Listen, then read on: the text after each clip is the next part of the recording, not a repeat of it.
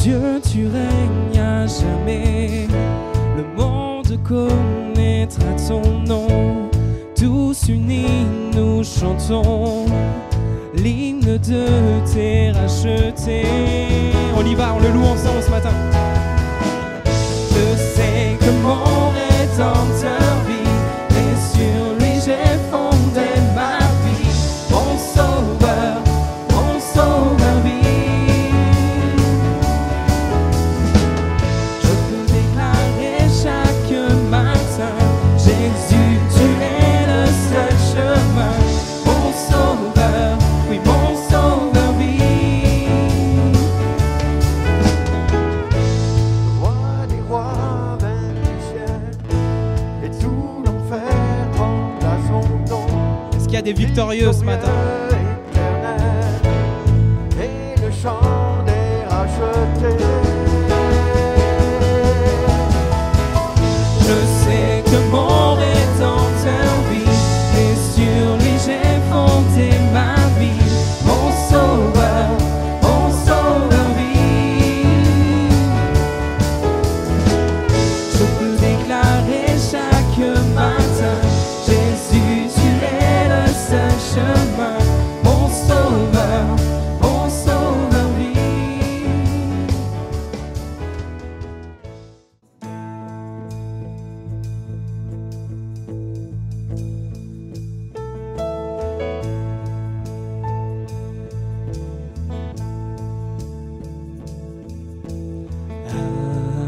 Alléluia.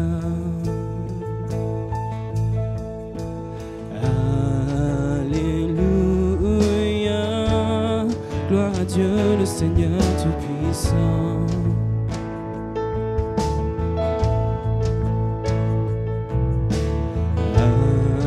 Alléluia.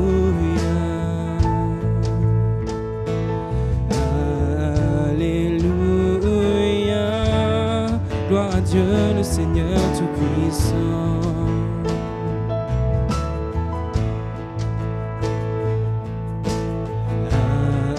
Alléluia. Tu es saint, trois fois saint, Dieu Tout-Puissant, éternel. Louange à l'agneau, louange à l'agneau, car toi seul es saint, trois fois saint, Dieu Tout-Puissant, éternel. Louange à l'agneau, louange à l'agneau.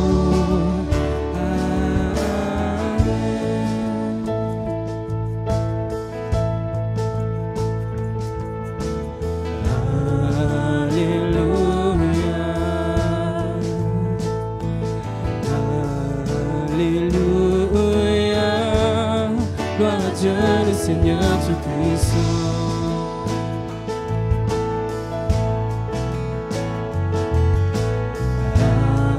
Alléluia.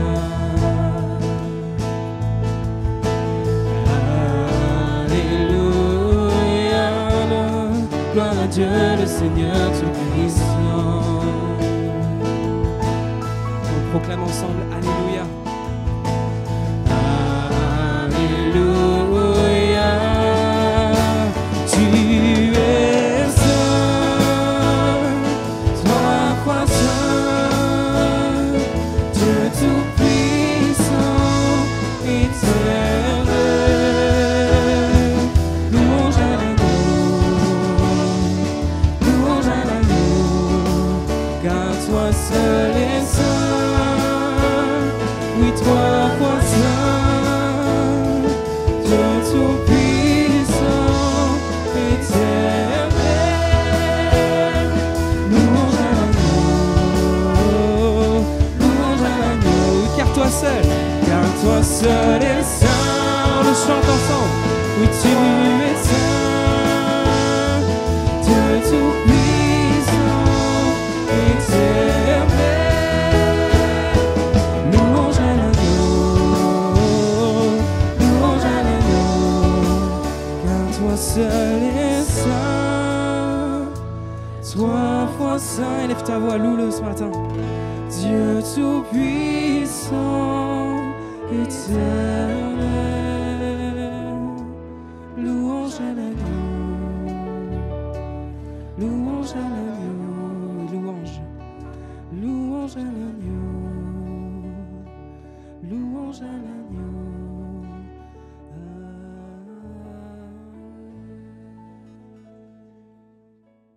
On va partager quelques textes dans la parole de Dieu et puis après cela, nous continuerons à louer Dieu et nous le ferons d'un même cœur, d'une seule voix. Je voudrais, avec vous, revenir sur quelque chose qui est très actuel, qui va apparaître à l'écran assez rapidement maintenant et on s'appuiera sur différents textes de l'Écriture. Et ce qui est très actuel aujourd'hui, c'est ce qu'on appelle l'IA, l'intelligence artificielle. Vous connaissez, hein? Intelligence artificielle. On va en parler juste quelques instants. Évidemment, ce n'est pas le thème du message, mais ça me permet d'aller un peu plus en avant sur ce que je voulais partager avec vous. Rien à voir, me direz-vous, sur la première image, mais sur cette photo, vous avez à gauche M. Abraham Lincoln. Cette photo, elle est connue. Sauf que il a fallu quasiment un siècle pour qu'on s'aperçoive de la supercherie. C'est-à-dire que, à l'époque, je vous lis ce qu'il était écrit dans un journal, le Houston Telegraph. On est en 1800 quelque chose, ou peut-être même avant. Hein. J'ai pas bien ça. Non, c'est même avant. Le Houston Telegraph décrivait à l'époque Lincoln comme un, entre guillemets, amas de jambes et de bras les plus maigres, les plus longs, les plus disgracieux qui existent, et un visage taillé à coups de serpe comme jamais. Pauvre Lincoln. Afin de s'attirer les faveurs du peuple, Lincoln engage Matthew Brady, l'un des premiers photojournalistes connus des États-Unis, mais aussi maître de la retouche, l'ancêtre de Photoshop, hein. Évidemment, au XIXe siècle, les retouches se font autrement que sur un logiciel. Matthew Brady supervisait la prise des clichés de A à Z, de la manière dont devait se tenir le modèle jusqu'au développement de l'image. Le montage était si réussi que personne n'a découvert la supercherie pendant plus d'un siècle. En effet, le corps de l'homme à droite, peint par Thomas Hicks, est celui du politicien John C. Calhoun, et il a été superposé à celui de Lincoln à gauche, immortalisé par Matthew Brady, une juxtaposition photo-peinture des plus étranges, n'est-ce pas? En fait, il voulait paraître moins maigre qu'il était, et il a demandé à des gens de s'occuper de sa communication, si vous voulez. Et la seule communication qu'on ait trouvée, c'est on va vous changer tout le bas, quoi. On garde juste la tête, parce que ça, il faut que ça ressemble quand même, et on va changer tout le bas. Et vous voyez, c'est saisissant quand même. Hein. Donc, la tromperie, elle existe depuis longtemps. Hein. La supercherie, ça existe depuis longtemps. Et d'ailleurs, on attribue à M. Lincoln des phrases du style « c'est grâce à la capacité artistique de M. Brady. En fait, M. Brady a fait de moi le président des États-Unis. » Je ne sais pas si c'est exactement ça, mais bon, toujours est-il que c'est certainement cette idée de la retouche et on va dire de l'artificiel qui m'a interpellé dans cette photographie et c'est ce qui me permet d'aller un peu plus en avant sur le thème que je voulais partager avec vous. Parce que quand on parle d'intelligence artificielle, il faut reconnaître que la découverte de cette nouvelle technologie, parce que c'est assez récent, même si ça fait des années qu'on a avancé en pointillé là-dessus, ça a ouvert les portes de l'inconnu, vraiment de l'inconnu. Hein. Quand on y regarde bien, on s'aperçoit que les compétences sont littéralement prodigieuses. Alors l'intelligence artificielle, c'est quoi? C'est des ordinateurs qui vont, vous allez mettre des mots-clés et ils vont vous sortir quelque chose. Il y a quelque temps, on a donné les devoirs pour accéder au barreau, donc aux États-Unis. Et les élèves planchent pendant des heures pour rendre une bonne copie. Et l'intelligence artificielle a eu le devoir à faire. Et elle l'a rendu en quelques secondes ou minutes à tout casser. Et c'était quasiment un sans faute. Aucun humain n'avait réussi à rendre une copie aussi parfaite. Et le problème, c'est qu'on ne sait pas si c'est quelqu'un qui a écrit ou si ce n'est pas quelqu'un. C'est tellement bien fait qu'on est incapable de savoir si derrière il y a la main de quelqu'un ou si c'est tout simplement l'ordinateur, les algorithmes qui ont amassé tellement de données. Vous imaginez tous les livres qu'on met dans un ordinateur, la quantité d'informations qu'on y met, et la base de calcul va à une vitesse vertigineuse, ce qui fait que eh bien, les ressources semblent, à l'heure d'aujourd'hui, littéralement infinies. Et il est évident que les innovations dans ce domaine-là sont ultra rapides. Il paraîtrait d'ailleurs qu'en l'espace de quelques mois, ceux qui avaient utilisé une intelligence artificielle, il n'y en a pas qu'une, hein, ce sont différents logiciels, plusieurs ont travaillé sur ces nouvelles technologies. Eh bien, l'une d'entre elles a évolué, mais en l'espace de 4 à 6 mois, de façon vertigineuse. C'est-à-dire que la même question qu'on lui posait il y a 6 mois aurait eu un résultat de 20 sur 100, et aujourd'hui on est à 98 sur 100. C'est-à-dire qu'en quelques mois, ça décuple littéralement les capacités. Les deux questions qui se posent, bien évidemment, c'est qu'en est-il de sa maîtrise? Comment on peut maîtriser cette science qui va tellement vite? Et finalement, qui possède le pouvoir? Parce que vous serez d'accord avec moi qu'à partir du moment où il y a de l'intelligence artificielle, on est capable de créer de l'information. L'idée aujourd'hui des médias, c'est de répercuter l'information. On a entendu quelque chose quelque part et on vous livre l'information. Là, on est capable de créer de l'information, sans savoir si elle est réelle ou si elle est fausse. C'est ce qu'on appelle aujourd'hui les fake news. Est-ce que c'est vrai? Est-ce que c'est faux? Il y a d'ailleurs, avec ces traitements d'images, des images qui ont été montrées il y a quelque temps où on voit un ancien président des États-Unis pris par des policiers, traîné dans la rue, mais ce n'est pas vrai. Où on voit un autre président qui tire des poubelles pour faire le travail des éboueurs, mais ce n'est pas vrai. Donc on est capable de faire beaucoup de choses, et le danger, comme je vous le dis, c'est de créer de l'information, mais peut-être pire que ça, c'est de résoudre des problèmes sans conscience. Parce que quand on est face à un problème, vous êtes d'accord avec moi qu'on est face à une problématique et on cherche ce qui est bien, ce qui est mal. Mais ça, c'est notre conscience qui le fait.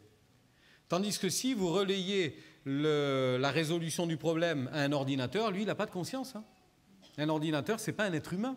Même s'il a beaucoup plus de capacités sous certains aspects que l'être humain, ce n'est pas un être humain, il n'y a pas de conscience. Et est-ce qu'on ne va pas petit à petit rentrer dans cette habitude de résoudre des problématiques sans conscience, voire même animer une réalité qui n'existe pas en fait? C'est-à-dire qu'on verra des choses, on entendra des choses, mais en fait elles n'existent pas. Il y a plusieurs années en arrière, d'ailleurs, me semble-t-il, ça avait coûté la place du présentateur d'un grand journal télévisé. Il avait montré des images à un journal, je crois que c'était aux 20h, des images de l'envahissement de la Pologne par une armée étrangère. Et ça a provoqué un tel choc chez certaines personnes que certaines ont cru revoir les images de la Deuxième Guerre mondiale. Sauf que c'était actualisé avec les chars de maintenant, les techniques de maintenant, etc. C'était tellement hyper réaliste que certains se sont donné la mort pour ne pas revivre ce qu'ils avaient vécu à la Deuxième Guerre mondiale. Sauf que c'était une fake news. C'était un leurre. C'était un photomontage, quelque chose pour dire « Regardez ce qui pourrait arriver ». Méfions-nous, la géopolitique, il y a des choses bizarres qui se passent actuellement, il faut faire attention. Mais jusqu'où on peut aller? Jusqu'où on peut aller pour donner de l'information, créer la peur, susciter peut-être un espèce de réveil de conscience, que sais-je. Toujours est-il que, évidemment, ça peut être bien dommageable et il me semble qu'on est de plus en plus embarqué dans une civilisation, société, où on va de plus en plus se poser la question, mais où est le vrai? Où est le juste? Ce qui est juste? Où est finalement ce qui est moral? Et là, je vais m'appuyer sur quand même quelques textes bibliques, parce qu'aujourd'hui, il me semble qu'il existe une vraie bataille, parce que derrière intelligence artificielle, je pourrais parler de vérité artificielle plus exactement, je me dis qu'aujourd'hui, il y a une vraie bataille entre le bien et le mal. Hein. Il n'y a pas de secret, hein. Entre ce qui est juste, ce qui ne l'est pas, ce qui est moral, ce qui est immoral. D'ailleurs, on glisse quelquefois dans certaines discussions entre l'aspect immoral et l'aspect amoral. Certains vont même jusqu'à dire, écoutez, c'est pas moral, mais c'est légal. Donc, parce qu'il y a un code, il y a des lois, etc. Et ça ne se base pas sur la conscience, mais sur des faits, sur des règles, etc. Donc, quelquefois, on est vraiment sur le fil du rasoir. Mais je voudrais vous rappeler quand même qu'entre cette bataille pour le vrai et le faux, ben, ça a démarré il y a longtemps. Hein. Parce que quand vous allez dans le livre de la Genèse, je vous l'ai mis d'ailleurs en référence à l'écran, au chapitre 2, lorsque Dieu a créé Adam et Ève, il leur a dit ceci, au verset 16 du chapitre 2, « L'Éternel Dieu donna cet ordre à l'homme, tu pourras manger de tous les arbres du jardin, mais tu ne mangeras pas de l'arbre de la connaissance du bien et du mal. » Tiens, c'est curieux, parmi tous les arbres, et parmi d'autres qui avaient certainement d'autres vertus, d'autres valeurs, celui de la connaissance du bien et du mal, tu n'en mangeras pas. Et quand Satan va venir tenter Adam et Ève dans le jardin, qu'est-ce qu'il va leur proposer? Exactement ça. Juste ça, exactement ça. Est-ce que Dieu vous a interdit de manger de tous les arbres du jardin? Dieu a-t-il réellement dit cela? Et la femme va répondre au serpent, nous mangeons de tous les arbres du jardin. Seulement un fruit de l'arbre qui est au milieu du jardin, nous n'avons pas le droit d'y toucher. Et Satan va les séduire en disant, mais évidemment, vous ne mourrez point, même si Dieu vous a dit que vous ne mourrez pas. Par contre, Dieu sait que le jour où vous en mangerez, vous deviendrez comme des dieux, connaissant le bien et le mal. Est-ce que la connaissance du bien et du mal transportait l'homme de la terre vers le ciel? Pas sûr. En tous les cas, ça ouvrait une boîte de Pandore, hein, ça c'est sûr. Et on sait qu'il y a eu le piège, Adam et Ève sont tombés dans le piège et ils ont mangé du fruit de l'arbre défendu. Et quelle a été la conséquence? Spirituellement, ils sont morts, séparés de Dieu, chassés du jardin. Pour quelle raison? Parce que Dieu dira maintenant, empêchons-les d'approcher de l'arbre de la vie, hein, de la vie éternelle. Sinon, c'est pour l'éternité qu'ils vont connaître le bien et le mal. Et Dieu savait que dans cette connaissance du bien et du mal, le penchant serait toujours d'aller vers le mal plutôt que le bien. Et on en a quelques exemples. Reconnaissons-le, on en a quelques exemples. J'en ai choisi juste un. Et après, on reviendra sur un autre texte qui se trouve dans Ésaïe. Dans le deuxième livre de Samuel, le premier livre de Samuel, au chapitre 24, Saül poursuit David pour le tuer. David n'est pas roi, Saül est roi, Saül a perdu son royaume de sa faute, c'est lui qui a mal agi, et Dieu a choisi un autre homme, David. Et Saül, pressentant qu'il va perdre son autorité, son règne et son trône, il veut mettre à mort celui qui va lui succéder.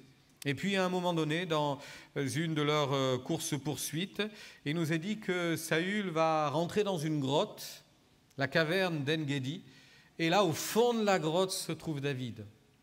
Il a un besoin pressant à assouvir, donc il s'installe dans un coin tranquille, il est tout seul, évidemment, Saül, et puis, au fond de la grotte, certains disent à David, regarde, Dieu livre entre tes mains ton ennemi.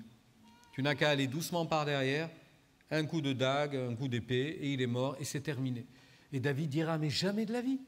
Je ne porterai jamais la main sur loin de l'Éternel.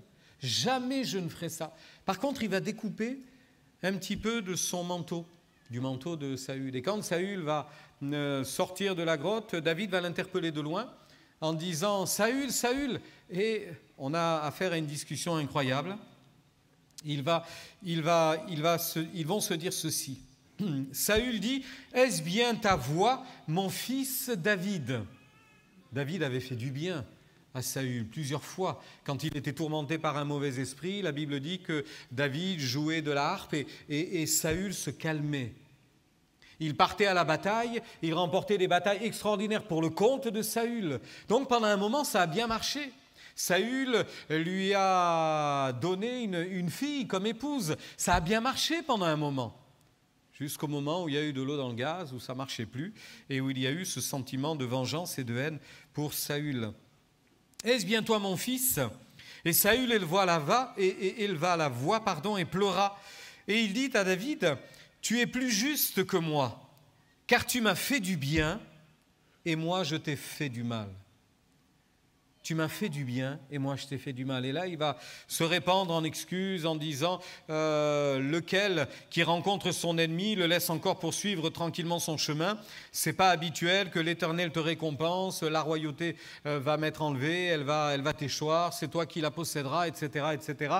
Mais vous notez ceci, tu m'as fait du bien et moi je ne t'ai fait que du mal. Et ça, c'est une tendance, il faut quand même le reconnaître. Le cœur de l'homme est plus habitué et plus enclin à aller vers le mal que vers le bien. Quoi qu'on en dise, regardez la situation du monde.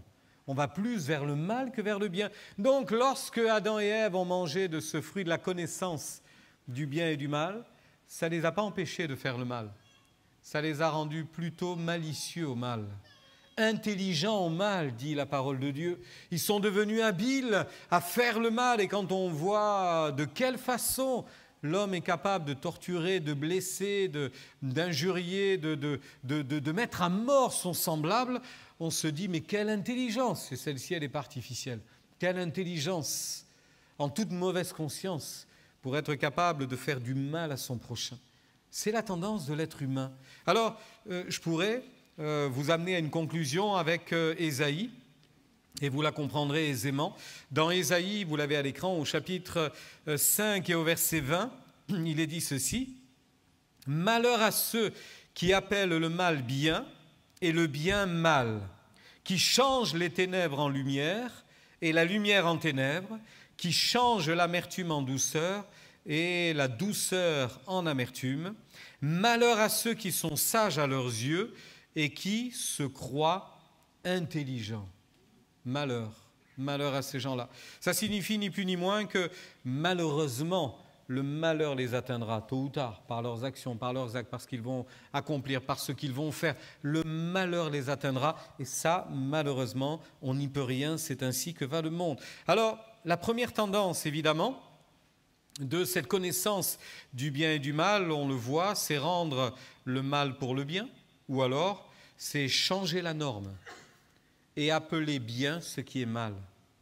Et l'intelligence artificielle dans ce domaine-là peut nous emmener très loin, voyez-vous, très loin, en changeant les normes.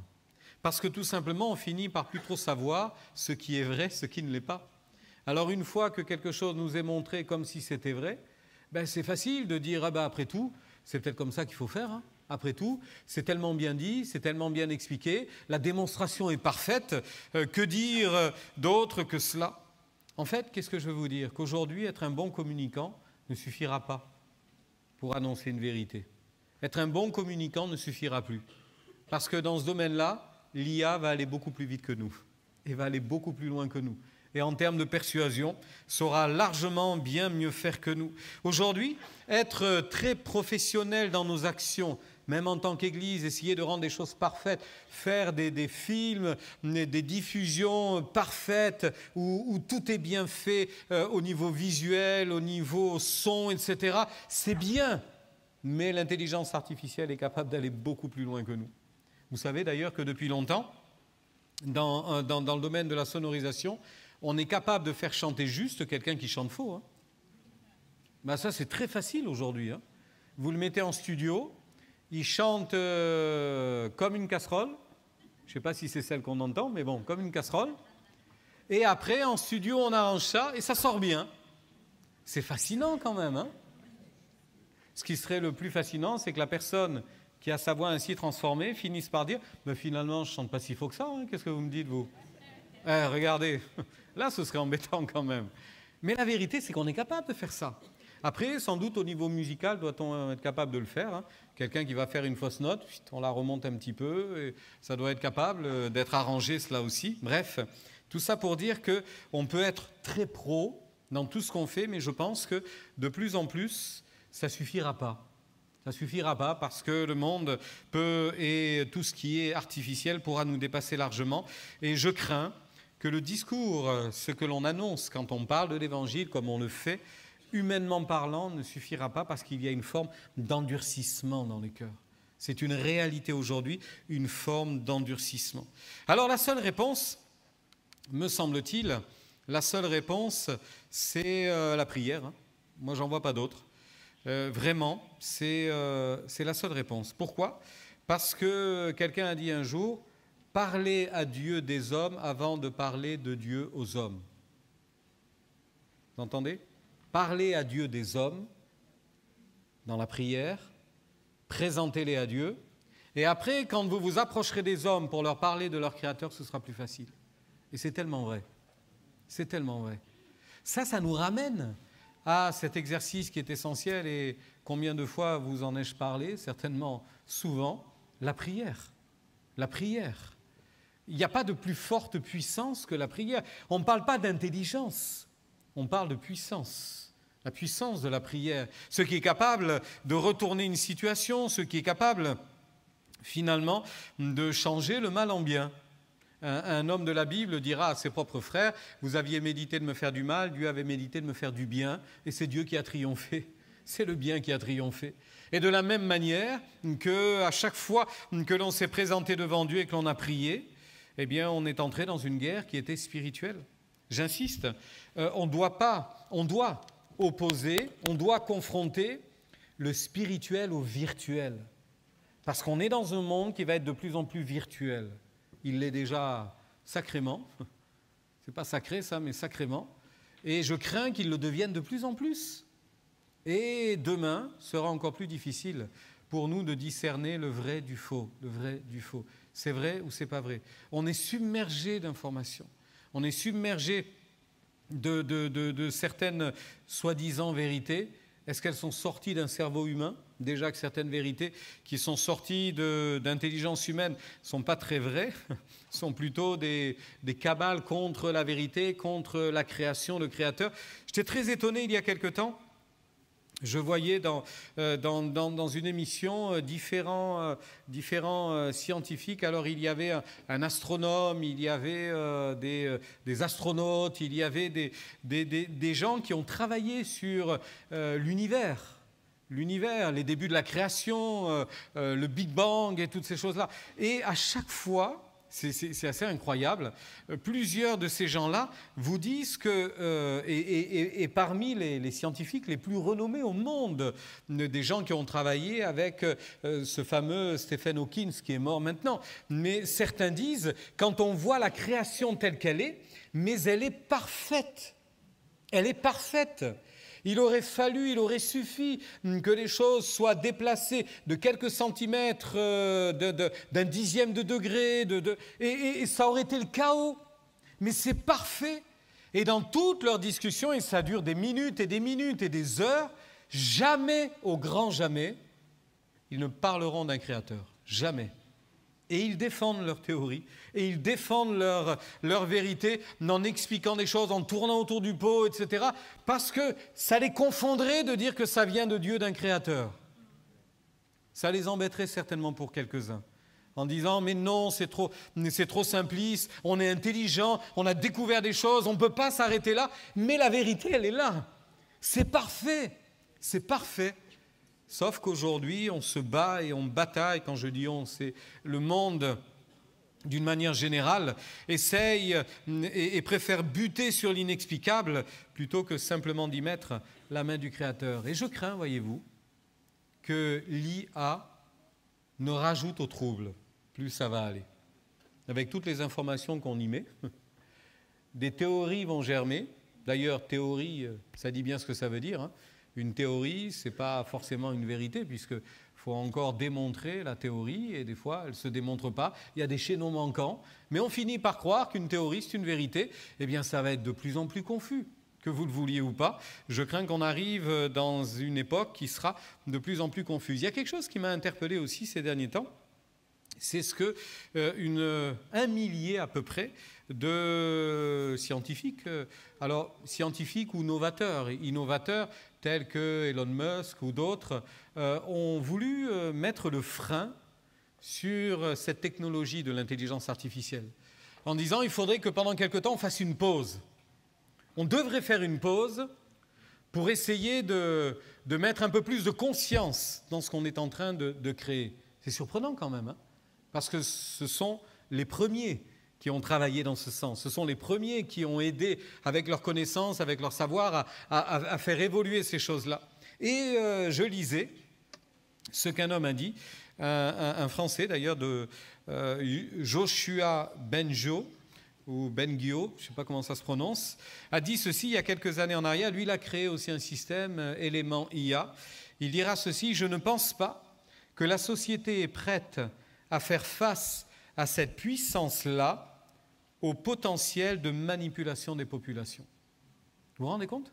Je ne pense pas que la société est prête à faire face à cette puissance-là. Puissance de l'intelligence artificielle, puissance. Quelqu'un d'autre a dit, il y a un risque pour l'humanité. Ça fait drôle quand même, hein? Des gens qui ne sont pas spécialement créationnistes, chrétiens. Il y a un risque pour l'humanité. Extinction de l'humanité face à cette puissance. Alors, ça ramènera les plus anciens à ce fameux Big Brother. Ça les ramènera à cette histoire qui avait été inventée en disant un jour les ordinateurs nous gouverneront, mais sous certains aspects, ça évolue très vite. Et c'est ça qui est assez incroyable, c'est qu'on ne maîtrise pas. Alors, pour arriver à ma conclusion, et c'est la chose évidemment la plus intéressante, la deuxième partie de mon message, bien sûr, et qui me paraît la plus intéressante et la plus importante, on a parlé d'intelligence artificielle, je parlais de vérité artificielle. Je pourrais utiliser ces deux lettres pour vous parler, le I, intercession, et A, ardente, active, comme vous voulez, une prière. L'intercession, c'est la prière. Face à cette intelligence artificielle, notre seule réponse, c'est de nous adonner, mais bien plus encore à la prière. Bien plus encore à la prière. C'est la seule solution. J'ai pris un exemple, j'ai choisi certainement un des plus connus, que vous connaissez très très bien. J'aurais pu parler d'Abraham qui a lutté pour le salut des habitants de Sodome et Gomorrhe, mais j'ai choisi Jonas. Vous connaissez Jonas? Parce qu'en quelques livres, en quelques chapitres, pardon, il va expliquer, et il va nous expliquer comment on peut relever le défi. Et franchement, ce n'est pas si compliqué que cela. Parce que du temps de Jonas, on assiste sans doute à un des plus grands réveils de l'histoire, en si peu de temps. À la fin du livre de Jonas, il nous est dit d'ailleurs que plus de, je vous le cite, plus de 120 000 hommes, alors tous les commentateurs ne sont pas très certains du nombre, réel, complet. C'est-à-dire qu'on ne sait pas s'il faut comprendre 120 000 personnes qui habitaient dans la ville de Ninive, ou alors 120 000 personnes adultes capables de réfléchir, la conscience éveillée entre le bien et le mal. On n'est pas capable de le dire, parce qu'on parle d'hommes, ça pourrait être des âmes, ça pourrait être des êtres humains. Mais on va brosser le tableau entre 120 000 et 600 000 personnes. Ce sont les statistiques qui sont données. Si on compte qu'il s'agit de personnes adultes, de gens mariés ou célibataires, certains mariés qui avaient des enfants, etc. Donc, ça va entre plus de 120 000 jusqu'à 5 à 600 000 personnes dans cette grande agglomération de Ninive. Il fallait 3 jours de marche pour la traverser quand même. Ça veut dire que du point sud au point nord, vous faisiez plusieurs kilomètres, peut-être 15, 20, 25 kilomètres. Donc c'est une mégapole, c'est une mégaville à l'époque. Mais qu'est-ce qu'on dit de ces gens-là? Ils ne savaient pas discerner leur droite de leur gauche. C'est-à-dire le bien, le mal, ils ne discernaient pas. Alors, pour faire un parallèle avec la société d'aujourd'hui, je me dis que là, on a affaire à un des plus grands réveils de l'histoire, puisqu'en l'espace de quelques semaines, la ville a complètement changé de façon de vivre, et Dieu a pardonné les offenses, le péché de cette nation, de cette ville, et le jugement ne s'est pas abattu sur la ville, mais ils sont passés de la mort à la vie, de l'enfer au ciel, ils ont été sauvés, et je ne sais pas si ce sera possible, mais si, lorsqu'on est dans le ciel, on peut rencontrer des gens du passé, j'aimerais bien aller rencontrer de ces gens de Ninive, pour leur dire comment vous avez vécu l'événement, comment vous avez vécu cet événement, qu'est-ce qui s'est passé. Je vous remets les choses dans le contexte et finalement on va voir pourquoi et comment ça a marché. Comment, en quelques semaines même, j'oserais dire en quelques jours finalement, puisque Jonas disait 40 jours et la ville sera détruite. Et dans cet intervalle, tous les habitants de la ville se sont mis à prier, à jeûner. Donc j'imagine que ce n'est pas au 40e jour qui se sont tous repentis, ça a dû se faire dans cette période-là. Donc au bout de quelques jours, c'est des centaines, des milliers, des dizaines de milliers, des centaines de milliers sans doute, qui pleurent, qui jeûnent, qui prient, qui supplient Dieu de pardonner leurs offenses. Quel réveil de conscience, mais quel réveil dans leur cœur. Et ça, ce n'est pas la technologie d'aujourd'hui qui a accompli ce miracle. Vous avez remarqué, hein? Aujourd'hui, avec Internet, on peut toucher, je ne sais pas, 3 milliards de personnes en un rien de temps. Hein. C'est très facile. Mais à l'époque, ces gens-là, pour les atteindre, à moins d'avoir un mégaphone, le téléphone arabe, ça marche bien. On est en Mésopotamie, on est par là-bas, du côté de Mossoul. Hein. Donc, ça marche bien le téléphone. C'est sûr, on peut se passer le message. Mais il y a eu une action miraculeuse quand même. Il y a eu une action miraculeuse. Je remarque qu'il a fallu 3 éléments, 4 même, 4 éléments. Le premier élément, c'était la disposition de cœur de Dieu. Je voudrais quand même vous rappeler que la volonté de Dieu, c'est quand même dit dans Ézéchiel au chapitre 18, la volonté de Dieu, ce n'est pas que le méchant meure. La volonté de Dieu, c'est qu'il vive, qu'il se repente et qu'il vive. C'est ça la volonté de Dieu. Ça, c'est primordial pour nous. On est dans un monde qui est mauvais, on est dans un monde qui véhicule toutes sortes de morales et de moralités qui sont vraiment tordues, qui sont mauvaises. On a changé le bien en mal, mais la volonté de Dieu, c'est de changer le cœur des gens. Même s'il est mauvais, Dieu ne veut pas les envoyer en enfer, Dieu veut les arracher à l'enfer. C'est la volonté de Dieu. Deuxième chose, quand Dieu demande à Jonas d'y aller, vous connaissez l'histoire ? Peut-être que certains ne la connaissent pas. Dieu dit à Jonas, « Je t'envoie à Ninive, afin que tu annonces à cette ville encore 40 jours, et la ville sera détruite. » Et Jonas, il prend le premier bateau, bon, il est en Israël, il descend jusqu'au port de Jaffa, et il prend donc au lieu de remonter dans les terres, hein, vous avez compris, pour aller du côté, vous êtes en Israël, pour aller du côté de l'Irak, il faut remonter dans les terres. Lui, il va sur la Méditerranée et il prend le premier bateau qui s'en va vers l'Espagne. Donc complètement à l'opposé. Hein. Complètement à l'opposé. Hein. Et pourquoi fait-il ça? Question qu'on peut se poser. On a quelques réponses dans les chapitres de Jonas, mais il y a une vérité, c'est qu'à l'époque, Israël est en guerre avec tous les peuples alentours, pas mal de peuples alentours, et notamment ces gens de Ninive, le peuple assyrien, qui plusieurs fois a fait des incursions, et a causé la détresse, la mort, les larmes, la souffrance. Donc n'allez pas demander à quelqu'un qui a souffert d'aller parler d'une rédemption potentielle à ses ennemis. S'ils peuvent tous aller en enfer, c'est très bien. C'est ce qu'il doit se dire. S'ils vont tous payer pour leurs crimes, c'est justice. C'est très bien. Et je ne vais pas intervenir pour autre chose. Parce que dans un coin de sa tête, Jonas disait, oui, mais Dieu est tellement bon. Qui sait, s'ils se repentent, il est capable de leur pardonner. Alors, je n'ai pas envie que ça passe par moi. Et donc, il fuit. Et c'est comme ça qu'il va se retrouver sur le bateau. Et d'un coup, la tempête se lève dans le bateau. Et il nous est dit que tous les marins sont paniqués par ce qui est en train de se passer. Tout le monde invoque leurs dieux, qui n'en sont pas évidemment, en disant « calme la tempête, quel dieu on a offensé ?» Il n'y a pas de réponse. Et puis Jonas va en donner l'explication parce qu'on lui demande de s'expliquer. Et il va dire « je fuis loin de Dieu qui a créé les cieux, la terre et la mer. Et si la mer est en furie, c'est à cause de moi. » Et eux vont lui dire « mais tu es un fou. Tu es un fou. Pourquoi est-ce que tu nous as fait ça? Nous, on ne t'a rien fait. Pourquoi est-ce que tu ne nous as pas dit ça? On ne t'aurait jamais embarqué sur le bateau. Qu'est-ce qu'on fait maintenant? » Et Jonas ne voit qu'une solution, vie pour vie. Jetez-moi par-dessus bord, jetez-moi à la mer, et Dieu se calmera. Ils ne sont pas tellement rassurés, ils essayent d'approcher de la côte, ils rament, ça ne fonctionne pas.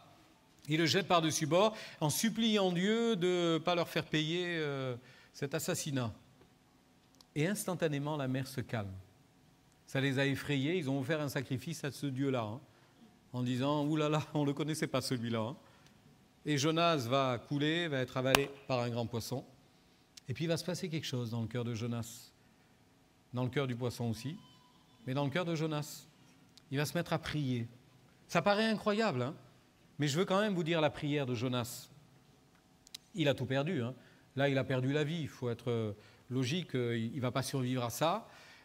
Il a manqué le plan de Dieu, il a désobéi à Dieu, c'est quoi son avenir? Ben, il peut se faire du souci quand même. Hein. Il finit pas bien finalement. L'important c'est la fin. Hein.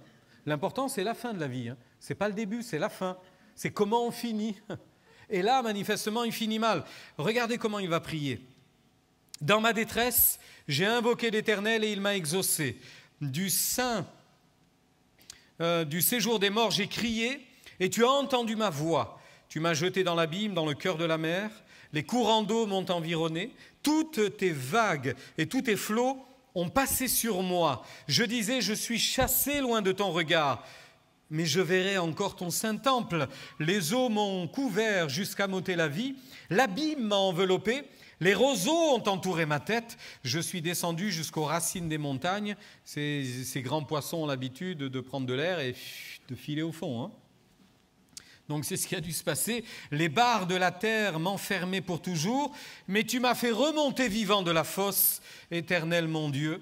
Quand mon âme était abattue au-dedans de moi, je me suis souvenu de l'Éternel, et ma prière est parvenue jusqu'à toi dans ton saint temple. Ceux qui s'attachent à de vaines idoles éloignent de la miséricorde. Pour moi, je t'offrirai des sacrifices avec un cri d'action de grâce. J'accomplirai les vœux que j'ai faits. Un jour, il avait décidé qu'il vivrait pour Dieu. Et là, il est en train de dire, pardonne mon erreur. Je veux faire ta volonté maintenant. Je veux obéir. Je veux accomplir les vœux que j'ai faits pour toi. Le salut vient de l'Éternel. L'Éternel va parler au poisson et le poisson va vomir Jonas sur un rivage. Finalement, qu'est-ce qui a changé? C'est tout d'abord Jonas. Tout d'abord Jonas, parce qu'il y a eu un changement de mentalité. Il y a eu un changement d'état d'esprit. Il y a eu un changement de sentiment. Il avait de la haine pour ces gens de Ninive. Et quand on a de la haine pour les gens, on ne prie pas pour eux. Hein. C'est pas vrai. Par contre, Jésus dira, priez pour vos ennemis. Il ne faut pas avoir de la haine pour prier pour nos ennemis. Hein. À minima, il faut avoir de la compassion, de la pitié, de la miséricorde. Prenez-le du cœur. Mais sinon, vous ne priez pas pour eux. La première des choses, pour que notre prière soit efficace et qu'on ait envie de prier, mais il faut peut-être qu'il y ait un changement de sentiment dans notre cœur, en tous les cas. C'est ce qui s'est passé pour Jonas. Et puis, un changement d'état d'esprit, hein, parce que tu ne peux pas faire ce que tu veux. Si tu as donné ta vie à Dieu, elle ne t'appartient plus, elle appartient à Dieu. Eh bien, obéis. Tu lui as dit que tu lui faisais confiance, tu as dit que tu le suivrais jusqu'à la fin, il faut le faire. Hein, parce que c'est bien beau. Hein, ces gens qui disent « je te suivrai toute ma vie » et qui, dès qu'il y a une difficulté, s'en écartent, s'en éloignent en disant « et Dieu m'a oublié, Dieu m'a abandonné, il n'a pas été fidèle ». Non, ce n'est pas vrai. Dieu a toujours été fidèle. Nous, on l'a toujours été beaucoup moins. Mais lui a toujours été fidèle. Et quand on réalise cela, eh bien, avec nos imperfections, on veut quand même le suivre. Changement d'état d'esprit, changement de mentalité. Et il y a eu ce brisement quand même. Hein, parce que là, il a compris qu'il mourait. Hein. Et quand vous comprenez que vous mourrez, ben vous êtes capable de faire des choses incroyables. Hein. Quelqu'un a dit un jour, si Dieu me disait, ce matin, c'est ton dernier jour. Je t'emmène avec moi, tu meurs aujourd'hui. Dit autrement, c'est ça. C'est ton dernier jour sur la terre. Alors, occupe bien ta journée. Ben, la personne a dit, je ne vous dis pas tout ce que j'avais prévu de faire. Hein. D'aller me réconcilier avec tous ceux avec qui j'étais en dispute déjà, pour ne pas m'en aller dans l'éternité avec ça sur le cœur, et puis d'aller régler telle difficulté, tel conflit, telle dette, ou que sais-je encore, de dire la vérité, de rétablir la vérité. Bref, 24 heures ne lui auraient pas suffi. Et finalement, il n'est pas mort. Hein. Mais Dieu lui a dit, et pourquoi tu ne le fais pas? Pourquoi tu ne le fais pas? Pourquoi t'attends d'avoir une deadline? Pourquoi t'attends d'avoir une dernière limite pour dire, oh là là, là j'ai plus le choix, il faut que je le fasse? Mais non. Et la prière, c'est pareil. D'ailleurs, vous avez remarqué, je vous l'ai souvent dit, pourquoi c'est quand un problème nous tombe dessus que d'un coup on prie davantage? Non? Pourquoi on réagit comme ça? Là, on a du temps. Ah, là, on a du temps. On pense à la prière, on vient à la prière, on vient à l'église, on a du temps, on ne manquera plus une réunion, on n'a rien de mieux à faire. Parce qu'on n'est pas bien, parce qu'on est malade, parce qu'on a des difficultés. N'attendons pas cela, évidemment. Donc, il y a un brisement dans le cœur de Jonas parce qu'il se repent. Hein. Il y a vraiment une contrition et une consécration. Il se donne littéralement à Dieu. Et arrive le chapitre 3, où il doit aller à Ninive. Et là, il va à Ninive et il va commencer à parcourir la ville. Il nous est dit qu'il va faire d'abord une journée de marche dans la ville et il criait, il disait encore 40 jours et Ninive est détruite. Je ne sais pas si ça vous est déjà arrivé de vous promener dans la rue, là où il y a du monde, et tout d'un coup d'entendre quelqu'un hurler avec des pancartes, etc. Ça fait drôle, hein? Il y a de nombreuses années, nous étions avec un ami aux États-Unis, en Louisiane. Et dans cette grande ville, le nom m'échappe immédiatement, bref, qui a un quartier français, qui est réputé malheureusement pour être le quartier le pire de la ville. C'est là que vous trouvez tous les bars, toutes les mauvaises choses, là où ça joue de la musique jazz, évidemment. Et en entrant dans ce quartier, on n'imaginait pas où on mettait les pieds. On n'y est pas resté longtemps. On n'y est pas resté longtemps, je ne vous dis pas. Sauf qu'à un moment donné, au milieu de cette débauche à tout crin, à tout va, il y avait des personnes qui tenaient des pancartes « Le roi vient, the king is coming ». Le roi vient, des chrétiens, là, et qui rendent des témoignages à tous ceux qui voulaient l'entendre. Repentez-vous, donnez votre vie à Christ. Et il le disait fort, hein, parce qu'il y avait du bruit, évidemment, il le disait fort. Et en moi-même, je me suis dit, waouh, quel courage, quel courage. Il y a, ces derniers jours, on a reçu des images, je n'ai même pas pu regarder les images jusqu'au bout, des images en Inde, un pasteur qui prêche l'évangile, et d'un coup, il est pris à partie, avec les téléphones, aujourd'hui on filme tout, hein. C'était il y a un mois de ça. Il est pris à partie par des hindous, et là, ils vont commencer à le pousser, à le bousculer. Il avait un évangile où il lui enlève ça des mains, il le jette par terre, et d'un coup, la haine se déchaîne, avec les bâtons. Ils commençaient à le taper, il s'est retrouvé au sol, ils l'ont roué de coups. Aujourd'hui, il est mort. Il est mort. Indifférence générale. Un chrétien de moins, un prédicateur de moins. Ça n'empêche pas ces centaines, ces milliers de prédicateurs d'être encore dans ces endroits-là pour mettre de la lumière là où il y a de la nuit. Notre monde est environné d'une nuit épaisse et ça descend. Mais ça descend tellement doucement qu'on ne s'en rend même pas compte, on s'habitue, hein. Quand on passe du jour à la nuit, il nous faut quelques secondes pour que la pupille s'habitue, bon. Mais quand on y va petit à petit vers la pénombre, on s'habitue, hein. Et c'est ce qui se passe. Et Jonas, qui entre dans cette ville de Ninive, lui, il veut la condamnation. Écoutez bien, les gens de Ninive crurent à Dieu. Ils n'ont pas cru Jonas, simplement. Ils ont cru au message de Jonas, ils ont cru à Dieu. Ils publièrent un jeûne, ils se revêtirent de sacs, depuis les plus grands jusqu'aux plus petits. La chose parvint au roi de Ninive. Il se leva de son trône, ôta son manteau et se couvrit d'un sac, lui aussi, et s'assit sur la cendre.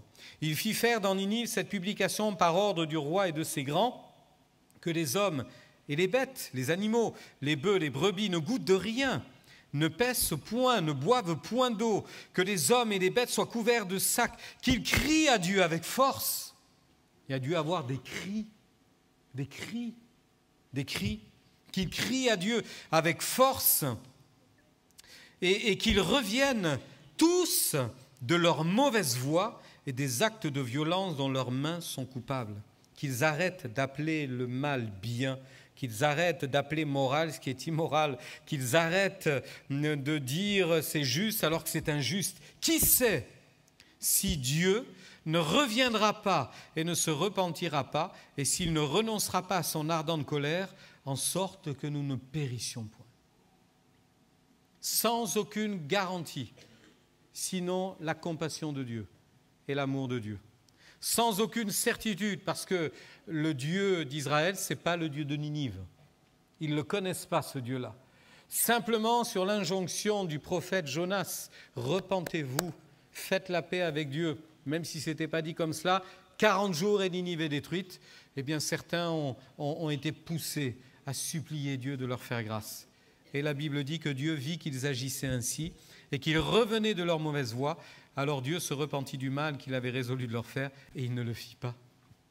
Voilà comment de plus de 120 000 jusqu'à 600 000 personnes ont échappé à la mort Ça aurait pu être un deuxième Sodome et Gomorrhe, le feu du ciel qui tombe, tout le monde qui meurt et ça aurait été terminé. Dieu n'a pas permis.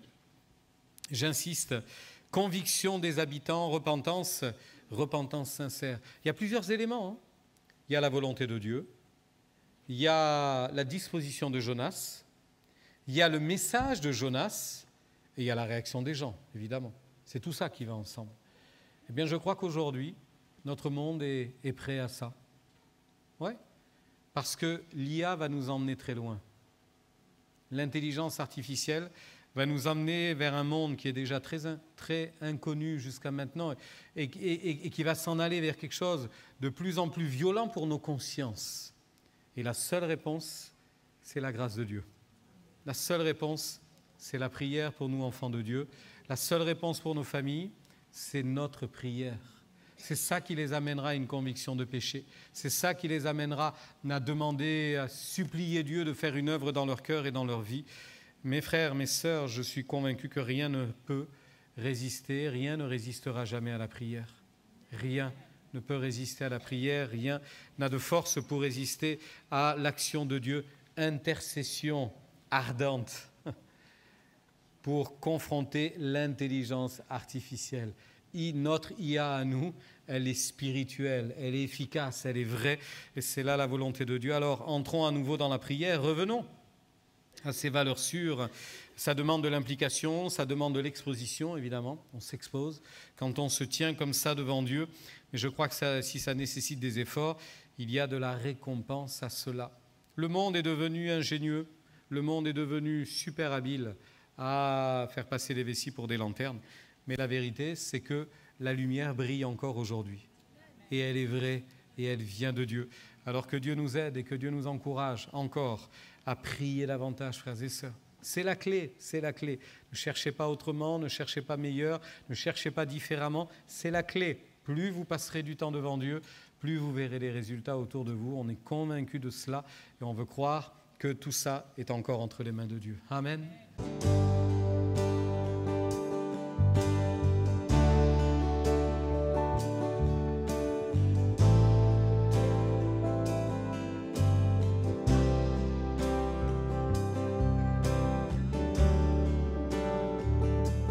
J'ai besoin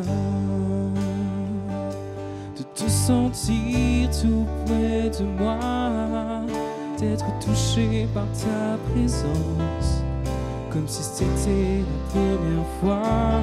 Je ne suis pas indifférent à ce que tu as fait pour moi.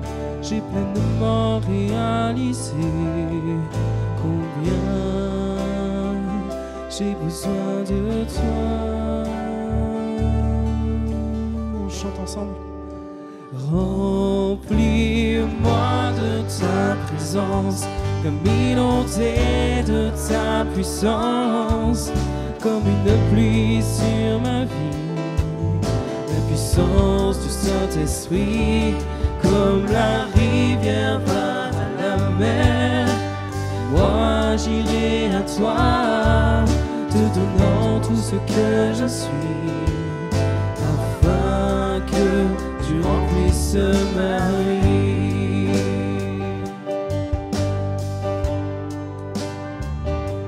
J'ai besoin de te sentir tout près de moi, d'être touché par ta présence, comme si c'était la première fois. Non, je ne suis pas indifférent à ce que tu as fait pour moi. J'ai pleinement réalisé combien j'ai besoin de toi. Remplis-moi de ta présence, comme inondé de ta puissance, comme une pluie sur ma vie. La puissance du Saint-Esprit, comme la rivière va à la mer. Moi j'irai à toi, te donnant tout ce que je suis, afin que tu remplisses ma vie.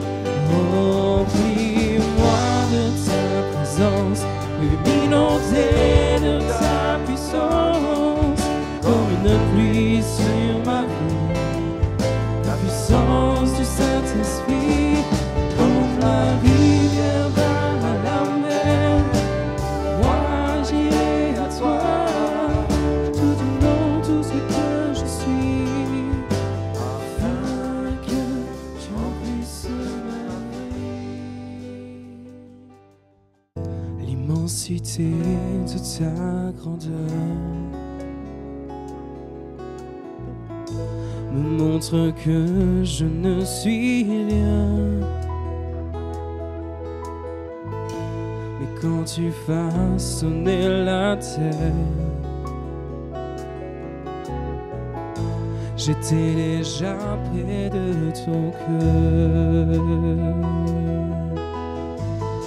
Tu m'aimais avant que je sois.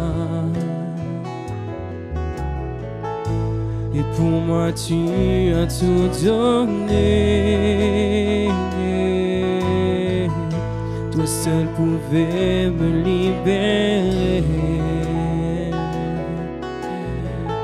C'est pourquoi je veux t'adorer.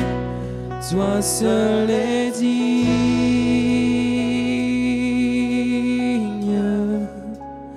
de recevoir louange et gloire pour l'éternité.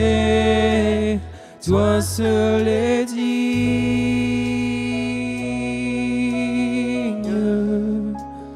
de recevoir louange et gloire pour l'éternité.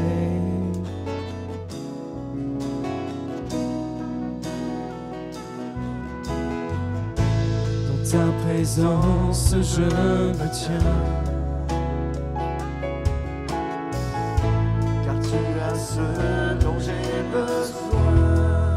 la joie, la vie, le bonheur, La joie, la vie et le bonheur sont ici mon Dieu. sont montés parmi mon sauveur. Toi seul est digne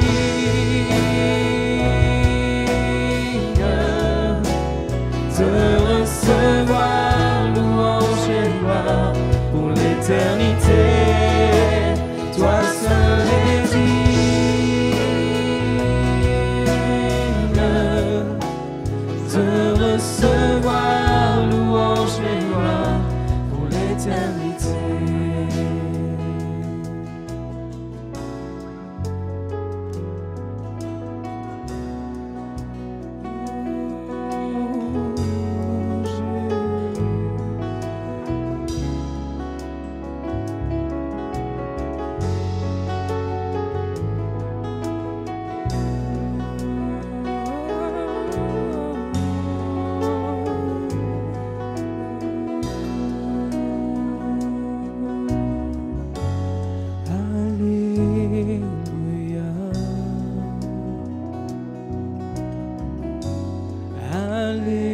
Alléluia. Chantons gloire à Dieu. Alléluia.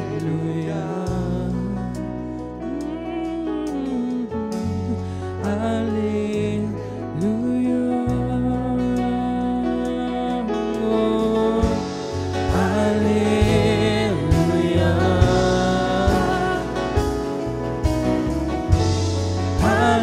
Alléluia.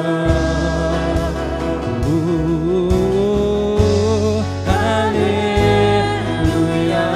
On fait monter un chant de gloire pour notre Dieu ce matin. Alléluia. Alléluia.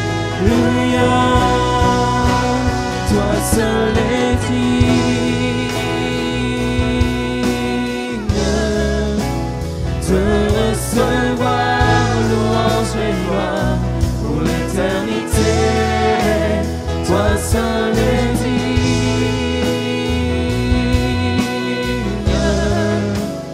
de recevoir. Et toi seul est digne. Toi seul est digne